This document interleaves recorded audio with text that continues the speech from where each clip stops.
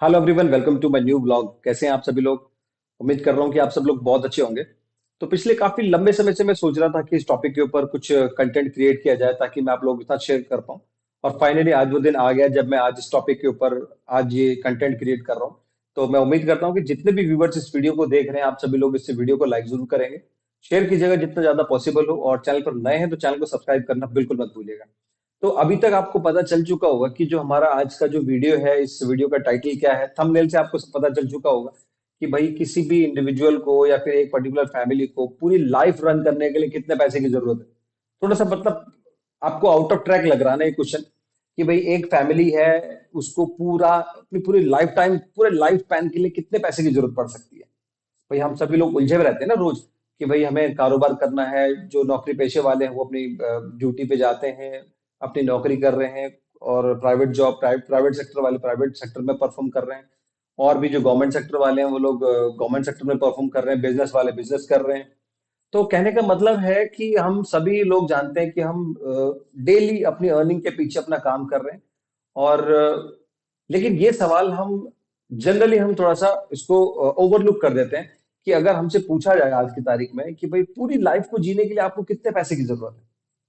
भाई अगर कोई इंडिविजुअल है, अगर वो किसी को प्रोजेक्ट करना चाहता है कि भाई मेरे को पूरी जिंदगी जीने के लिए पैसा चाहिए, तो वो पूरी जिंदगी कितने पैसे में जी जा सकती है, आज इस टॉपिक के ऊपर बात करने जा रहे हैं, राइट। तो वीडियो में आखिर तक बने रहिएगा, बहुत इंटरेस्टिंग टॉपिक है, एंड आई एम श्योर कि आप लोगों को समझ में आएगा ये, है ना। और आज मैं इस वीडियो में जो भी बातें कर रहा हूँ वो सभी की सभी बातें पॉसिबिलिटीज हैं, है ना। ऐसा नहीं है कि आप ये सोच लें कि भाई 2+2 4 क्यों नहीं आया। तो ये जितनी भी बातें मैं आपको आज आपके साथ शेयर कर रहा हूँ वो सभी पॉसिबिलिटीज हैं, और वो संभव हो सकता है। डिपेंड करता है कि आप उसको अपनी लाइफ में किस तरीके से लेते हैं, राइट। तो हम बात कर लेते हैं। एग्जाम्पल के लिए हम दो शख्स की बात करते हैं, कोई भी दो इंडिविजुअल ले लेते हैं, एक मिस्टर ए और एक मिस्टर बी। हम दो लोगों की बात करते हैं, क्योंकि देखिए आज का जो ये एपिसोड है, आज का जो ये कंटेंट है, आज के इस वीडियो का जो टॉपिक है, वो एक आम आदमी के ऊपर बेस्ड है ना। जो बहुत ही हाई फाई हैं और जो मतलब पहले से ही वेल्दी हैं, रिच लोग हैं, उनके लिए शायद ये कंटेंट फ्रूटलेस हो। लेकिन जो लोग बहुत ही मिडिल क्लास हैं, लोअर मिडिल हैं, या फिर जो मतलब स्ट्रगलिंग फेज चल रहा है जिनका, उन लोगों के लिए बेसिकली आज का जो मेरा वीडियो है मैं डेडिकेट करना चाहूंगा उनको, ठीक है। तो मैं एग्जाम्पल के लिए कोई दो इंडिविजुअल है उनको मैं काउंट करूंगा। कोई एक मिस्टर ए है और एक मिस्टर बी है, दो लोग हैं, ठीक है। अब दो, हर आदमी की जो स्थितियां परिस्थितियां एक जैसी नहीं होती हैं। और जैसा मैंने बताया कि मैं आपको बिल्कुल लीस्ट लीस्ट लेवल की बात लेके चल रहा हूँ, कि भैया एक मिडिल, जो लोअर मिडिल क्लास फैमिली है उसकी बात कर रहे हैं। तो अगर आप आम तौर पर देखेंगे आज की तारीख में, अगर मंथली एक्सपेंसेस की बात करते हैं, अगर हम भाई अगर हम बात कर रहे हैं कि भाई जीवन जीने के लिए पैसा कितना चाहिए, तो शुरुआत कहीं से तो करनी पड़ेगी ना कैलकुलेशन की। तो एक इस कैलकुलेशन को स्टार्ट करने के लिए हम बात करते हैं कि एक बिल्कुल लोअर मिडिल क्लास का जो आदमी है, जिसकी बहुत जो लग्जरी में ज्यादा नहीं है, क्योंकि उसके पास ऑप्शन ही नहीं है लग्जरी के लिए। तो उस इंडिविजुअल को अपनी लाइफ रन करने के लिए महीने भर में कितने पैसे की जरूरत पड़ती है ना।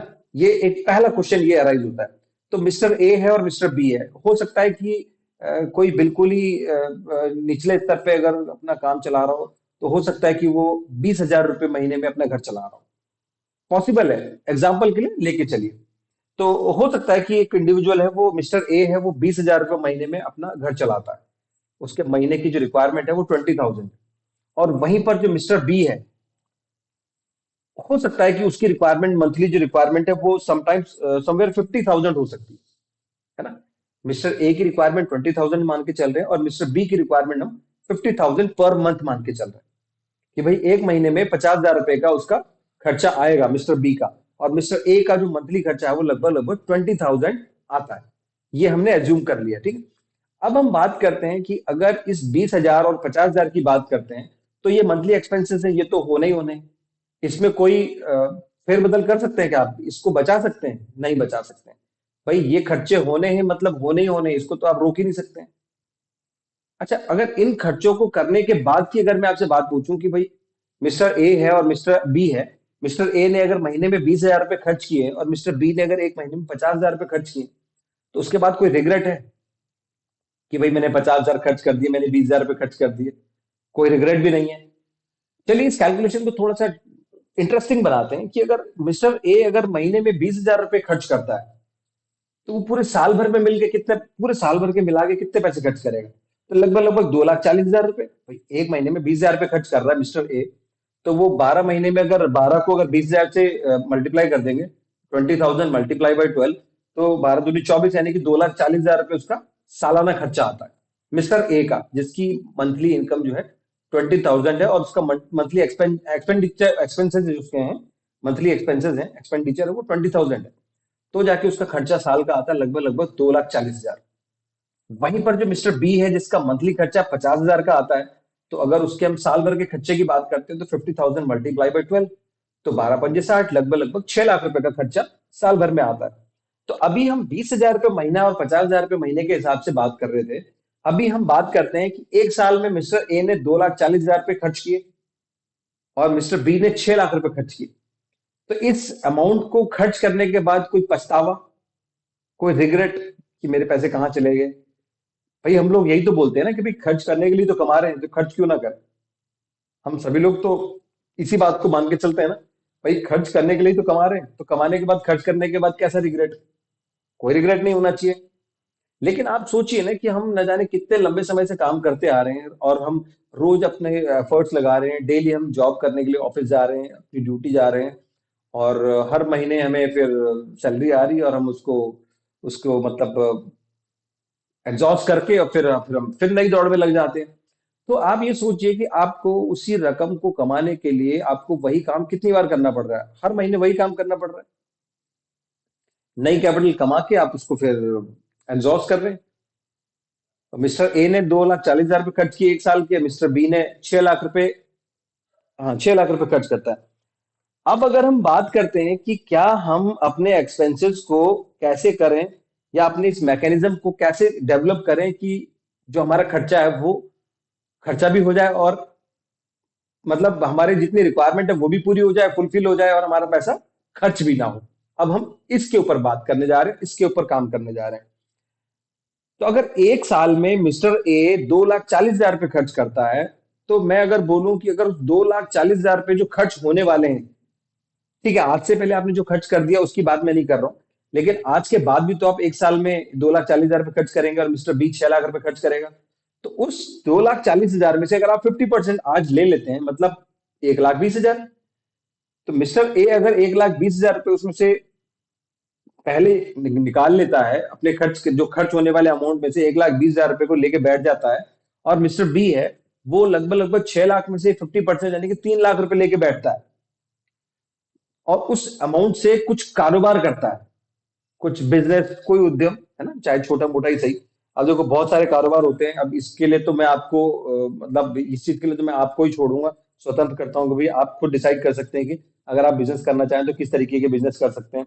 हो सकता है कि आप एजुकेशन फील्ड में जा सकते हैं, ट्यूशन पढ़ा सकते हैं, उसमें कोई खर्चा नहीं होता ज्यादा, और स्मॉल बिजनेस कर सकते हैं, एक शॉप ओपन कर सकते हैं आप, ठीक है। और स्टॉक मार्केट भी एक अच्छा ऑप्शन है, ठीक है। तो अगर मैं बोलूं कि भाई मिस्टर ए ने 1,20,000 रुपए की जो कैपिटल है वो लेके बैठता है, और उस 1,20,000 की कैपिटल से अगर डेली 1% भी अगर वो कैपिटल जनरेट करता है, मतलब 1,20,000 का 1% कितना हुआ? 1,200।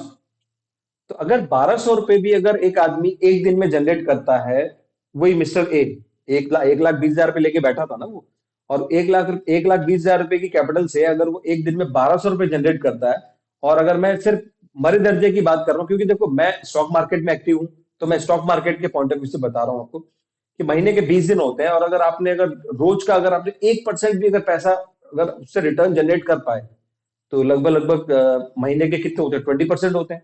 और 1,20,000 का 20% कितना होता है? 12 दूनी 24, यानी कि 24,000 रुपए। भाई 24,000 आपने जनरेट किया ना, और अगर आप थोड़ा सा फ्लैशबैक में चलिए तो आपकी मंथली रिक्वायरमेंट थी कितने की? 20,000 की। तो अगर आप उस खत्म होने वाले अमाउंट में से अगर कुछ अमाउंट लेके अगर पहले बैठ जाते हैं, मतलब अपने साल भर के जो आपका साल भर के जो एक्सपेंसेस हैं उसमें से 50% कैपिटल को लेके अगर आप बैठ जाते हैं अपने बिजनेस को करने के लिए, या फिर मैं तो स्टॉक मार्केट को बहुत इजी टारगेट लेके चलता हूँ, क्योंकि वो सबसे इजीएस्ट मतलब मेथड है काम करने के लिए, क्योंकि उसमें कोई इंफ्रास्ट्रक्चर की जरूरत नहीं पड़ती है। तो अगर 1% भी अगर बना बना पाता है अगर कोई इंडिविजुअल 1,20,000 पे, या फिर अगर 3 लाख की बात करते हैं मिस्टर बी की, अगर वो 6 लाख रुपए उनका साल का खर्चा था, तो उसमें से अगर 50% को लेकर अगर कारोबार स्टार्ट किया जाए 3 लाख रुपए लेके, और 3 लाख का 1% होता है लगभग लगभग 3 हजार रुपए, और 3 हजार के हिसाब से अगर महीने के 20 दिन भी पकड़ते हैं तो 60,000 रुपीज का आपको जो है अमाउंट जनरेट होके मिलता है।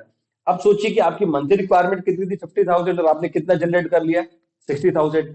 तो मिस्टर ए ने 24 हजार रुपए महीने का जनरेट कर पाया 1% के हिसाब से लेके चल रहे हैं तो, और मिस्टर बी अगर 3 लाख रुपए के हिसाब से अगर 3 लाख रुपए को लेकर 1% डेली के हिसाब से लेके चलते हैं तो महीने में वो 60,000 जनरेट करते हैं। तो कहने का मतलब है कि अगर आपने इतनी रकम लेके अगर अपना कारोबार स्टार्ट करने की कोशिश की, तो आप अपने मंथली एक्सपेंसेस को हटाने के बावजूद आपको फिर भी जो है आपका पैसा बचता है। तो एक तरीके से देखा जाए तो आपकी कैपिटल भी ग्रो कर रही है, और आपकी जो एक्सपेंसेस हैं वो भी आपके हो रहे हैं। तो अब सवाल ये आता है कि भाई, पूरी जिंदगी जीने के लिए क्या 1,20,000 रुपए सफिशिएंट नहीं है? क्या 3 लाख रुपए के साथ में मिस्टर बी पूरी जिंदगी काट सकता है कि नहीं काट सकता है? ये सवाल मैं आप लोगों से कर रहा हूं। तो अगर मैं ये बोलता हूँ कि चलिए 50,000 रुपये मंथली एक्सपेंसेस मान के चलूं मैं, हर आदमी का भी, भाई लोअर मिडिल वाले का भी मान लेता हूँ कि 50,000 रुपये का खर्चा है, और अगर वो 3 लाख रुपए लेके बैठता है, तो मैं समझता हूँ कि अगर उसने अगर शिद्दत से काम किया, अगर ऑनेस्टली मतलब डिसिप्लिन के साथ काम करता है, और 1% अगर कैपिटल जनरेट करता है ना, तो उसको 3 लाख रुपए में जिंदगी भर का जो उसको अमाउंट है मिल जाता है। यानी कि 3 लाख रुपए से वो पूरी जिंदगी भर की जो अपने एक्सपेंसेस है वो मीट कर सकता है, और अपना काम चला सकता है। तीन तीन लाख रुपए में पूरी जिंदगी भर का खर्चा 3 लाख रुपए से लेके चल सकता है, और वो 3 लाख रुपए आज भी उसके पास बचे हैं और कल भी बचे रहेंगे। तो अगर आप लोग समझ पा रहे होंगे तो आप अगर इसको रिलेट कर पा रहे होंगे, तो आपको समझ में आ रहा होगा कि भाई मैं क्या कहना चाह रहा हूँ। तो अगर कैपिटल को अगर स्मार्टली अगर यूज किया जाए ना, फंड्स को, तो वो आपको बहुत बड़े रिलीफ देते हैं। नहीं तो फिर हम उसी दौड़ में लगे रह जाएंगे, सुबह उठना, पूरे दिन एग्जॉस्ट होना, शाम में आना, फिर सो जाना, अगले दिन फिर वही अपना रूटीन है, उसी को लेके चलना। तो थोड़ा स्मार्ट तरीके से काम करने की जरूरत है। तो मैं उम्मीद कर रहा हूँ आप लोग को आज का ये वीडियो पसंद आया होगा, समझ में भी आया होगा। वीडियो को लाइक कीजिएगा, शेयर कीजिएगा, चैनल पर नए हैं तो चैनल को सब्सक्राइब करना बिल्कुल मत भूलिएगा। तो मिलते हैं नेक्स्ट वीडियो में नेक्स्ट टॉपिक के साथ, तब तक के लिए आपसे इजाजत लूंगा। नमस्कार।